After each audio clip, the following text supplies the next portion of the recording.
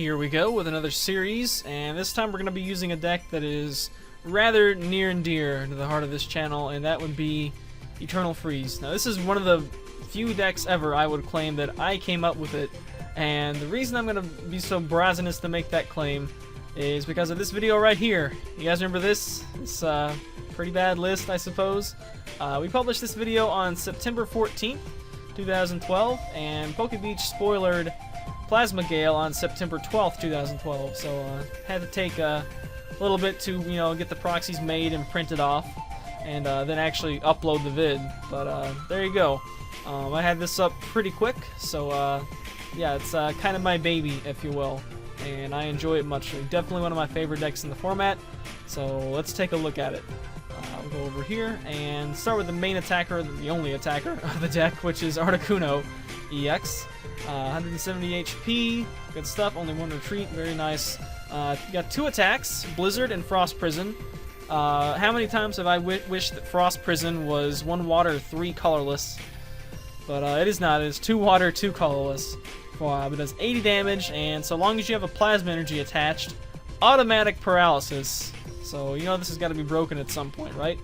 And the way we break it is we use a heavy line, very heavy line, of Dusknoir with his Sinister hand, paralyze where they have active, make it take 80, and proceed to move that 80 damage off to, some other bench, whatever you want. Just keep racking it up, and eventually you'll have enough damage on their side that, you can win. So they should never be able to escape from paralysis, except for the whole, there's this card called Switch and Full Heal and all this stuff too. So by no means is it's still not a perfect lock, but I still likes it very much. We also have 2 Ditto, just here is to be the best starter in the game, I guess. It can be anything, anything. But this is just here to up the odds of starting with Articuno. If we can start with Ditto and then level or Ultra Ball out to an Articuno or something, that should be good. There's really not any need for anything else, I suppose, in the deck. So let's move on to I guess we'll jump down here to energy. Let's see what we got. We got 4 Plasma Energy, of course. We need those to be using Frost Prison to its full extent. And we also have 9 Water Energy. I have struggled mightily with the count of Water Energy in this deck. It seems like it's really tough for me to get that 2 down in the first 2 turns. So 9 is where I'm at right now. And I think it's a pretty decent count. I guess another we kind of glossed over, Blizzard is actually Articuno's first attack. While not the featured attack of the deck, it is actually pretty useful. It does 60 damage and 10 to each of the opponent's bench. So actually, as long as they've got 3 or more benched Pokemon, it actually does more overall damage than Frost Prison does. And just being able to hit multiple Pokemon at once, you can take multiple knockouts with that sometimes. Set it so that Pokemon have 10 HP left, and then Blizzard maybe gets multiple knockouts. So this is another trick up Articuno's sleeve, and of course if you don't have Frost Prison powered up, it gets some damage on the board, so Noir can start working his magic with his Sinister hands. So supporter line has definitely been changed very much since then. I came to my senses and remembered that Juniper is the best card in the form, or the best supporter in the format. So we got 3 of those because I still don't like discardiness too much. I'm still pretty averse to such. We have 3 in because this is one of these decks that I can be down 6-3 and I can just wait and take all 6 of my prizes in 1 turn if I really want to. So we're kind of immune to the ill effects of N, I suppose, apart from just raw hand disruption. Since I took out the recycles, there's way less of an emphasis on just straight draw. So the Shurain went down to 2, and Colorus doesn't really fit this deck that well. There's 10 basics, 10 basic Pokemon in here. But oftentimes I find myself getting by with just 1, maybe 2 Articunos, and then maybe a Dusknoir. So, as far as this deck goes on its own, it doesn't really like to build a huge bench. So, if the opponent's got a big bench, then Colorus is still good. But I actually went up to cut it out and just go for the more consistent draw support of Juniper. We also have 3 Skyla because we do have several critical item cards, of course, that we need to be able to fetch out. And I've also got 1 Shadow Triad in here, which is useful for recycling Hypnotoxic Laser, Colorless Machine, just a straight up Plasma Energy if you need it. And you can also use it as a revive for Articuno if you decide, I don't need these. Oh wait, now I do. Shadow Triad gets back all of those. Basically works as can function as a similar thing to Skyla, pretty much. So there's the supporter line.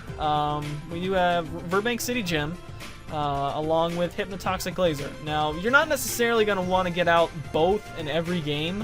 It kind of depends on what you're locking up with Frost Prison. For example, if you've got an Electric that you've got active, it's only got 90 HP, you don't really want to be using Hypnotoxic Laser at all on that because it's going to get knocked out. If it's something with a little bit more, let's say maybe, I don't know, Dragon Vault Rayquaza, it's got 120. Maybe you want to use Laser because it's going to do 80 and then 20 by the time it comes back into your turn. But you wouldn't want to use Verbank necessarily, because that's going to deal your 80, and then 2 bouts of 30 is going to be enough to knock out 120 HP. But if you've captured up a big EX that's got enough HP to take it, by all means, Verbank and Laser will maximize the damage you can be dealing out.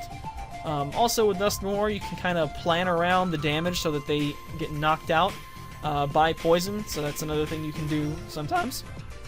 But, Noir can just take the knockout on your turn anyway, which is one of the biggest strengths of the deck. There are many games in this series where I'm dying for a card, and I can use Sinister Hand to move some damage around, take a mid-turn knockout, and maybe pull an energy or a supporter I need out of the prizes. I actually would not mind having Town Map in here sometimes, but so thus far I have not found room for it, since it doesn't actually pop up that often, but sometimes it does. So let's move in and actually talk about the item cards. We know about Laser, of course. One of the strongest item cards ever printed, as far as, besides stuff like Oak that was straw. We have 3 Colorless Machine. My philosophy on Colorless Machine is almost always you run 1 less Colorless Machine than you run Plasma Energy. So 4 Plasma Energy, 3 Colorless Machine is the way I work. Just because inevitably I feel like you're going to draw Plasma Energy into your hand and maybe even have to manually attach it, and then that Colorless Machine becomes a dead card. I'm not a huge fan of dead cards, unless it's a super aggro deck. Then you might want to run 4 Colorless Machine. But this is not really a super aggro deck. This is a laid-back control deck, so 3 should suffice. If for some reason we do need a 4th, well, we've got Shadow Triad as well. The Ace Spec is Gold Potion. Now this is... I've probably used about every possible Ace Spec I can think of in this deck. Computer Search is not a bad idea. I believe that's what I originally had. Yep, good old basic Computer Search. I've tried Dowsing Machine to reuse stadiums, and Scramble Switch to move energies onto a fresh Articuno, all sorts of stuff. But I kind of narrowed it down to Scramble Switch and Gold Potion, and the reason Gold Potion eventually got the nod was that when you use Scramble Switch, the damage stays on the board. Most of the times, I'd rather just heal the Articuno that got hit, and then that damage is now off the board. The energy's still on it, but it's now, either a fresh Articuno or fresh enough that it's not going to get knocked out in one more hit. So that's sort of the philosophy behind Gold Potion. Sort of functioning as getting a new Articuno without actually needing to have a second Articuno on the bench, as well as just getting the damage off the field. We don't really have room in here to put Max Potion, so we can't Scramble Switch Max Potion. So just Gold Potion I found to be more or less the best option. There's our lasers. We do have 1 Level Ball, which is of course mainly useful for searching out, I don't know why I looked over there, mainly useful for searching out Duskull, but we also do run 1 Dusclops. Oftentimes, when you do have level ball, if you're running the stage 1, they almost never have 90 HP or more than 90 HP unless it's like Pignite. So if you're running level ball, it kind of gives you more of an excuse to run the stage 1, and I guess vice versa too. So it just kind of works well if you're running 1 copy of the stage 1, which we are. Because sometimes, that 2-card combination can be difficult to work with, and sometimes you want to work toward it over the course of 2 turns. We only have 2 Pokemon Catcher. Typically, you want to use these on Keldeo EX decks that only run 1. You know, if you can trap that Keldeo up there, and that's what you got paralyzed. Keldeo does not know the ability Rush Out, so he's kind of stuck there. Of course, you have trouble against double Keldeo EX, but then you're just gonna have to make do. Maybe spread some damage around and try to use Sinister Hand to knock out one of them. Eventually, you can do that too. Just knock out something that's a threat. If something on the bench starts becoming an offensive presence, then you can just go ahead and say, I'm gonna get rid of you now. We have 3 rare candy. That's typically pretty standard for me. You know, have as many rare candies as you have the stage 2, I guess. In this case, we actually have a 4th way to get a Dusknoir out in the form of Dusclops. So there we go. We do have 2 switch. The original build of this deck, I believe, had maybe 3 switch, 2 escape rope. I later went to 4 switch, 1 escape rope after finding escape rope burned me too often with someone pushing up something that's got 80 HP or less. But now, along with the 2 switch, we've got 2 float stone, which you know, typically we hope can function as more than 1 switch. So that's why the overall count went down. You just put this on Dusknoir, and you know, his 3 retreat cost is now way less of a concern. Of course, you have to worry about it being tool scrappered, but you know, if you just play it down on the turn you retreat, then it functioned as a switch anyway. So it kind of did its job. But we still want to have 2 switch in here because all too often we do get stuck with paralysis or something. Sleep from Hypnotoxic Laser is a common thorn in the side. And we have 3 Ultra Ball. Thought about Team Plasma Ball, but typically we're gonna start with Articuno, I hope. So, you know, I'd rather have a card that can get out Dusknoir, but I don't really want to run Heavy Ball because it's only for him. And I don't really want to run Plasma Ball, so let's just run Ultra Ball. You know, we can, I guess we can find enough stuff to discard. There's, you know, 4 Articuno. We're not gonna actually need that many. And there's a very thick Dusknoir line. We could possibly afford to discard some of those too. And I believe that covers it. Yep, that covers it. So here's the list that we used for the majority of these games, after the first 2 anyway. And yeah, so 2,000 tokens. Yeah, so we're gonna do a game now. It's a very brief game, but oh, also this would be a good time to point this out. Friend requests. I'm gonna go ahead and decline these. If you would like to send a friend request, do send me a YouTube PM if you want a battle or something like that. Otherwise, I have no idea who you are. So there, we're gonna do that. And now it looks nice and neater up there. So if you do want to send a friend request, just also send me a YouTube PM, and that should possibly actually get me to accept it. I do try to keep my friends list to people from TPX chat and all that good stuff. But if you want to play a game, do PM would be fine, and maybe we can work something out there. But yeah, that's it for the deck. We're gonna cut over and do a very brief, I believe, game.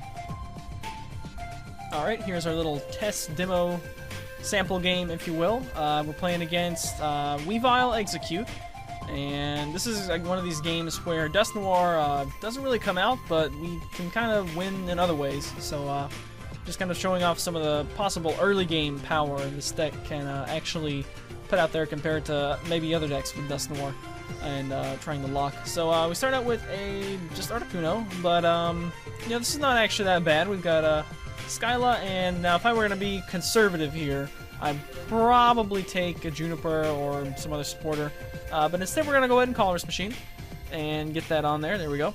And end the turn, so if we do get end, you know, at least I can threaten a Blizzard on the next turn. If we do not get end, I can actually use Shadow Triad to bring back Colorless Machine, do it again, and throw down a Water and actually get a turn 2 Frost Prison. So suddenly, all of a sudden, we see Sneasel, Voltorb, and Darkrai come down, and we see a Confuse Ray, which fortunately flips tails. I would have been able to switch out of it looks like, and get off a Blizzard at any rate, with the attachment going to my bench Articuno. But instead, we're going to be able to, since the confusion failed, we're going to be able to get that Colorless Machine back, Frost Prison, get a Verbank out of the prizes. That's pretty nice. And he's going to attach and evolve into Weavile, so you know, that is kind of dangerous. Weavile can can definitely knock out Articuno in one hit. But we get a Verbank off the prize, and we get a laser on the top deck, so I think we're going to go with that.